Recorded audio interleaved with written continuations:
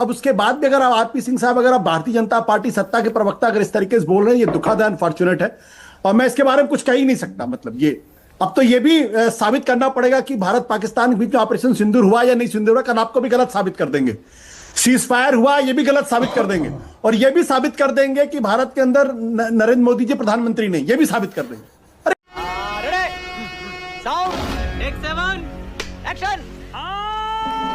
आलोक शर्मा, आलोक जी आपसे शुरू कर रहा हूं। आलोक जी, संसद का विशेष सत्र बुलाने की मांग आप काफी समय से कर रहे हैं, लेकिन बीजेपी का बार बार जवाब यही होता है कि अभी समय नहीं है, क्योंकि अगर अभी सत्र बुलाया गया तो आप लोग वही सवाल अपने दोहराएंगे, कितने विमान गिरे, कितने विमान गिरे। आप सस्ती राजनीति करेंगे, सस्ते पॉलिटिकल पॉइंट स्कोर करेंगे। आलोक जी, क्या जवाब है आपका? देखिए, सस्ती राजनीति और सस्ते पॉइंट स्कोर तो कौन कर रहा है? पूरा देश देख रहा है। कौन रोड शो करता घूम रहा है, कौन बिहार में जाकर वोट मांग रहा है मानक जी, कौन तुकबंदी कर रहा है, कौन फिल्मी डायलॉग बोल रहा है, वो पूरा देश देख रहा है। उसमें कोई छुपी हुई बात नहीं है। आज दुर्भाग्य यह है कि जिन लोगों को सवालों के जवाब देने हैं वो सवालों से भाग रहे हैं। देश जानना चाहता है भाई सीज फायर किसने किया, नहीं पता है देश को। कि डीजीएमओ का फोन आया और दूसरे डीजीएमओ ने मान लिया। मतलब इस तरह की तुकबंदियां आप करके मोदी जी सोच रहे हैं कि देश को गुमराह करके पतली गली से निकल जाएंगे। ऐसा नहीं होगा। You are right bro. देश को बताना होगा भाई क्या हुआ, कैसे हुआ, क्यों हुआ, ट्रंप का कोई रोल था, नहीं था। 15 बार एक व्यक्ति चिल्ला चिल्ला के कह रहा है कि मैंने सीज फायर कराया है, वहां पर अपनी कोर्ट्स में लिख कर दे रहा है। वो 4 आतंकवादी कहां चले गए नहीं पता है। पुलवामा की जांच कहां है नहीं पता है।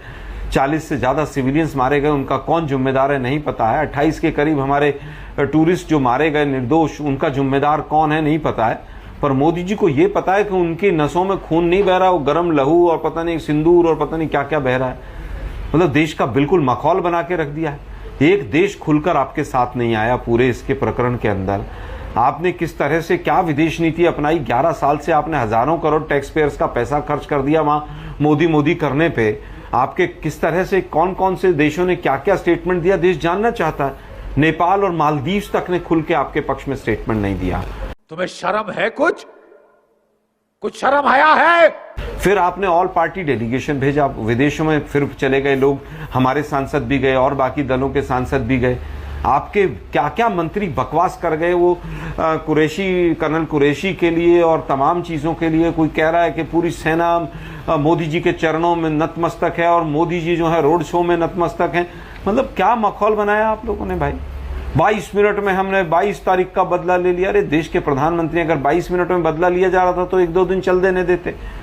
पीओ के लेके रहेंगे और ये करके रहेंगे और वो करके रहेंगे और उसके बाद फिर पता ही नहीं चला क्या हुआ, कौन सी शर्तें हुई, कौन सी नहीं हुई। शिमला समझौता अब है कि नहीं है, इंडस वाटर ट्रीटी अभी है कि नहीं है, बॉर्डर खुले हैं, व्यापार चल रहा है, व्यापार आधा चल रहा है, पौना चल रहा है, किसी को कुछ नहीं पता है। लेकिन दुर्भाग्य यह है कि रक्षा नीति हो, विदेश नीति हो, सबको अडानी नीति बना के छोड़ दिया। देश संकट में है। पूरे हिंदुस्तान में इतना भारी एडवर्टीजमेंट ऑपरेशन सिंदूर का कर दिया है इन्होंने वोट के चक्कर में। जितना पैसा युद्ध में खर्च नहीं हुआ उससे ज्यादा का एडवर्टीजमेंट कर दिया।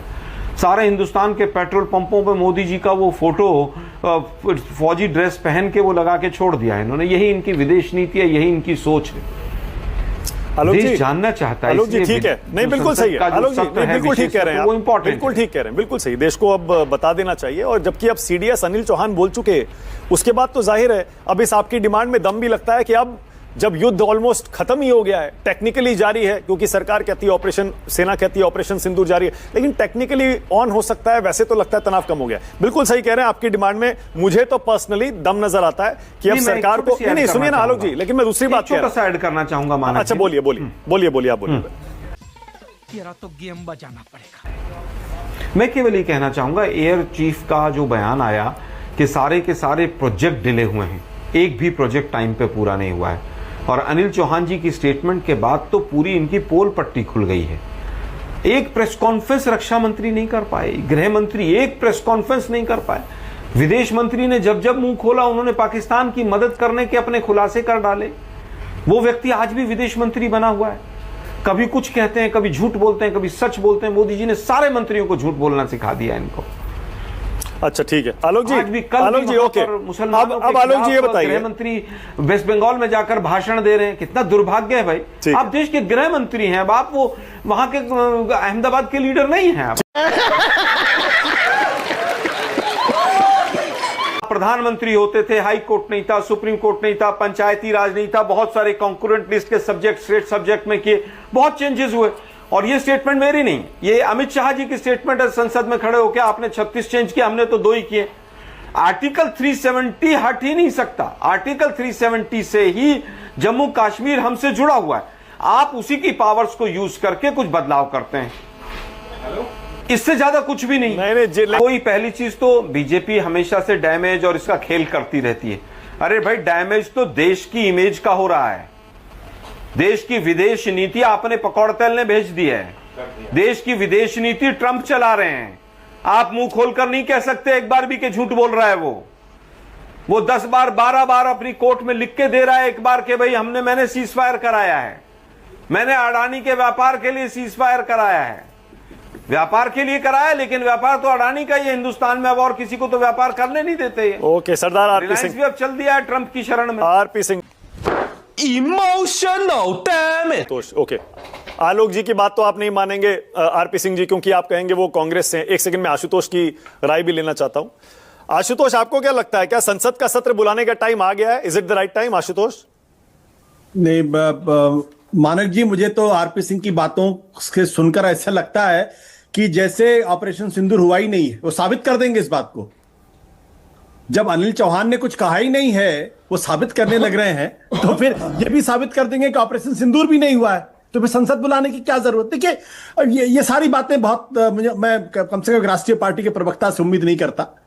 जो अनिल चौहान ने जो बात कही, पूरी दुनिया ने सुनी है, सारे अखबारों के फ्रंट पेज पर खबर छपी हुई है। अब आप कह रहे हो उन्होंने नहीं कहा है, तो इसका कोई अर्थ नहीं है। महत्वपूर्ण बात क्या है, अगर देश के अंदर लोकतंत्र है, अगर देश संविधान से चलता है, तो फिर सरकार ओके मुझे उम्मीद है आरपी सिंह जी ये पूरा क्लिप मैंने चलाया। मानक जी रुकिएगा, मानक जी हाँ। जी मानक जी रुकिए एक मिनट मेरी सुन लीजिए। हाँ बोलिए बोलिए बोलिए। उन्होंने कहा we flew all over jet again. अरे ध्यान से सुनिए, we flew all over jet. अरे ऑल मतलब उस टाइम जो बचे वो ऑल ना आरपी सिंह जी, बचे हुए में से ऑल। अरे सर ये आपका ये आप अच्छा सुनिए, मैं कुछ सुनाता हूँ आपको, रुकिएगा मैं आपको सुनाता हूँ। अरे रुकिए ये सुनिए।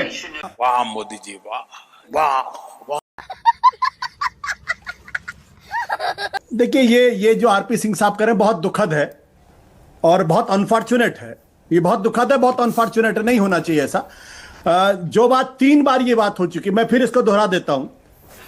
जब पहली बार पूछा गया भारत के विदेश सचिव से, उन्होंने इसको डिनाई नहीं किया, उन्होंने कहा इसके डिटेल्स हम बाद में बताएंगे। जब डीजीएमओ से पूछा गया, उन्होंने कहा कॉम्बैट ऑपरेशन में ऐसा होता है, कोई डिनाइल नहीं आया। अब सीडीएस ने कह दिया, तो अब उसके बाद भी अगर आरपी सिंह साहब, अगर आप भारतीय जनता पार्टी सत्ता के प्रवक्ता अगर इस तरीके से बोल रहे हैं, ये दुखद है, अनफॉर्चुनेट है, और मैं इसके बारे में कुछ कह ही नहीं सकता। मतलब ये अब तो ये भी साबित करना पड़ेगा कि भारत पाकिस्तान के बीच में ऑपरेशन सिंदूर हुआ या नहीं सिंदूर हुआ। कल आपको भी गलत साबित कर देंगे। सीज फायर हुआ, ये भी गलत साबित कर देंगे, और ये भी साबित कर देंगे कि भारत के अंदर नरेंद्र मोदी जी प्रधानमंत्री नहीं, ये भी साबित कर देंगे।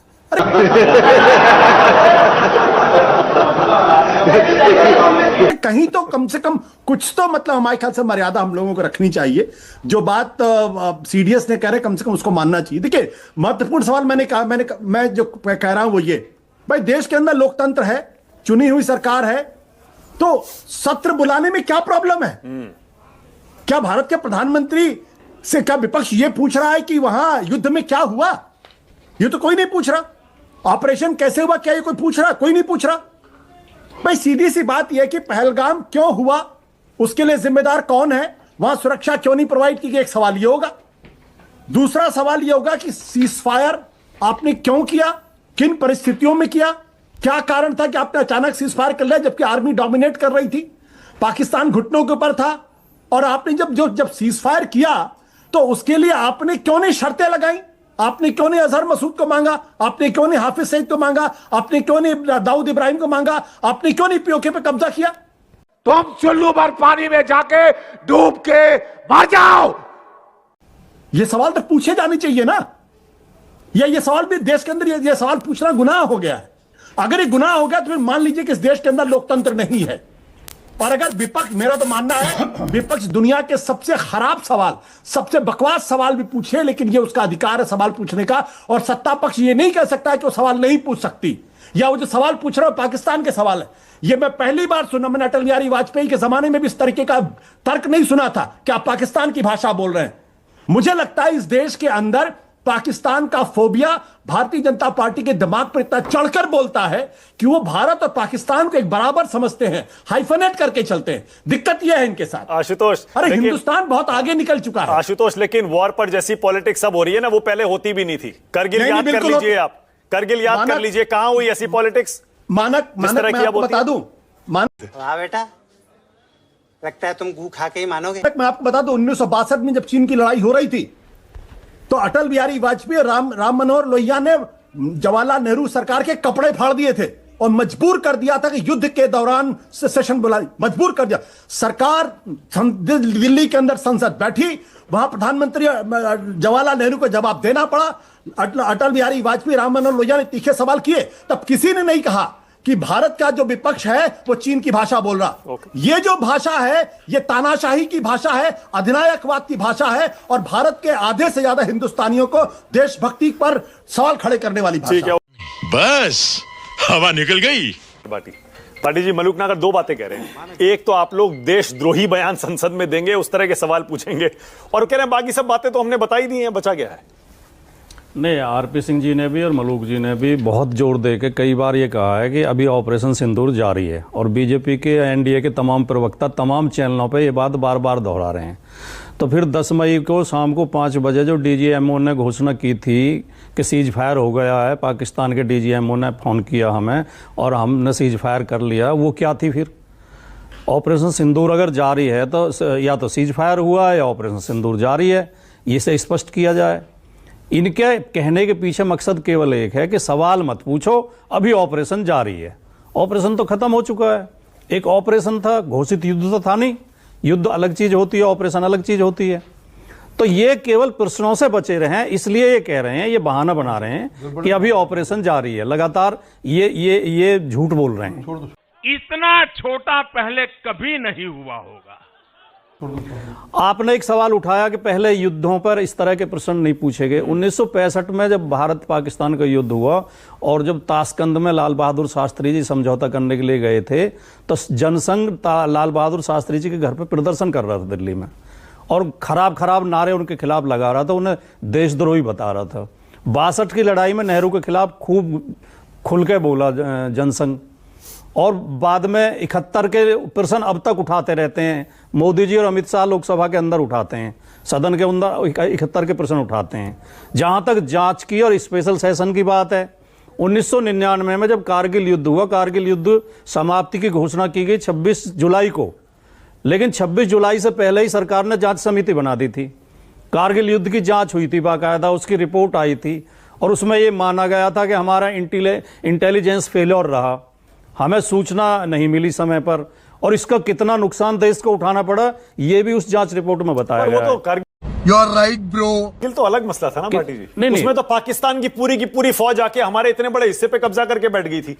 नहीं, वो तो सिक्योरिटी से रिलेटेड बहुत बड़ा मुद्दा था। मैं ये नहीं कह रहा हूं कि पहलगाम कोई छोटी घटना। किन्हीं भी दो घटनाओं, सभी सारी घटनाएं अलग अलग होती हैं। 48 का युद्ध अलग था, 65 का अलग था, 62 का अलग था, 71 का अलग था। अलग अलग परिस्थितियां थी, अलग अलग युद्ध थे, और ये खाली ऑपरेशन था जो अभी फिलहाल हुआ। लेकिन सवाल तो ये है नहीं कि युद्ध संबंधी और सेना संबंधी सवाल उठते रहे हैं, मैं कहना ये चाह रहा हूं। और अगर ये और लोकतंत्र में विशेष सत्र जो बुलाया जाएगा, देखिए इसमें सबसे खराब बात क्या हो रही है और ये विवाद क्यों हो रहा है। भारतीय जनता पार्टी जिस, अब मैं क्या शब्द प्रयोग करूं, आरपी सिंह जी को खराब भी ना लगे, लेकिन मुझे इससे सरल शब्द मिल नहीं रहा कि जिस बेशर्मी के साथ सेना के शौर्य का राजनीतिक लाभ उठाने की कोशिश कर रही है, इसकी वजह से प्रश्न पैदा हो रहे हैं। सेना ने जो शौर्य दिखाया है उसे आप मोदी जी का शौर्य क्यों बताते हैं? और मोदी जी अपने भाषण में हम भी तो कह सकते हैं, हमने पाकिस्तान को सबक सिखाया, हम बहुत बहुत बहादुर हैं, हम देशभक्त हैं। वो जो मैं कहते हैं, मैं कहते ही बात बिगड़ जाती है। तुम्हें शर्म है? कुछ शर्म आया है? मैं क्या है लेकिन सरकार, देखिए पहली बात तो प्रधानमंत्री छोड़िए, सरकार भी देश की मालिक नहीं होती। सरकार देश की व्यवस्था चलाने के लिए बैठाई जाती है। देश के मालिक हम सब भारत के 142 करोड़ लोग हैं, देश सबका है। फिर विपक्ष का भी उतना ही हक बनता है जितना सरकार का बनता है। विपक्ष को प्रश्न पूछने चाहिए और विपक्ष पूछेगा। और यही प्रश्न अगर मान लीजिए पाकिस्तान के टीवी पर चलेंगे भाटी जी, तब नहीं, कोई ऐसा प्रश्न पूछा ही नहीं जा रहा। आप देखिए 22 अप्रैल को पहलगाम हमले के बाद ही पूरे विपक्ष ने एक सुर में यह कह दिया था कि सरकार जो भी कदम उठाएगी हम सरकार के साथ खड़े हैं। और ऑपरेशन 3 दिन चला, 3 दिन कोई एक आदमी विरोध में नहीं बोला। सबने कहा बहुत बढ़िया। सेना की कार्रवाई पे आज भी कोई सवाल नहीं उठा रहा। जो सरकार राजनीतिक लाभ लेने की कोशिश कर रही है और राजनीतिक गलतियां कर रही है, और जो सरकार छोटापन दिखा रही है, बड़प्पन ना दिखाकर छोटापन दिखा रही है, उन पर तो सवाल उठेंगे। एक चीज और बताइए, मुझे क्रेडिट नहीं चाहिए। अब भाटी जी, ये जो डेलीगेशन विदेश से लौट रहे हैं, आपके हिसाब से कामयाब रहे ये? इसका फायदा हुआ? नहीं, बिल्कुल फायदा होगा। और ये डेलीगेशन, उन्होंने बहुत शानदार, जो डेलीगेशन के मेंबर थे उन्होंने शानदार काम किया। जहां जहां भी वो गए उन्होंने भारत का पक्ष बहुत अच्छे तरीके से रखा। और वो भारत का पक्ष है, वो मोदी जी का पक्ष नहीं है। वो बीजेपी का पक्ष नहीं है। इस गलतफहमी में भी ना रहे। वो भारत का पक्ष है। और एक बात और कह दूं मानक जी, 1971 के बाद भारत पाकिस्तान के बीच प्रॉक्सी वार चल रहा है। अब सीधे लड़ाई नहीं चल रही, पाकिस्तान ने उसी समय तय कर लिया था। 1971 में मुंह की खाने के बाद 93,000 सैनिक जब उनके यहां कैद हुए थे, पाकिस्तान ने तय कर लिया था कि हम सीधे भारत से नहीं लड़ सकते, अब हम छिपके लड़ेंगे। और उनके एक नेता ने, मुझे ध्यान नहीं आ रहा, यह बयान भी दिया था कि हम भारत को इतने घाव देंगे कि भारत को का दर्द जो नहीं वो तो जगह जगह से उठेगा। हमेशा कहता है वो तो। नहीं, उनके एक जो उस समय राष्ट्रपति थे, अयूब खान थे या कौन थे, उन्होंने ये बयान दिया था।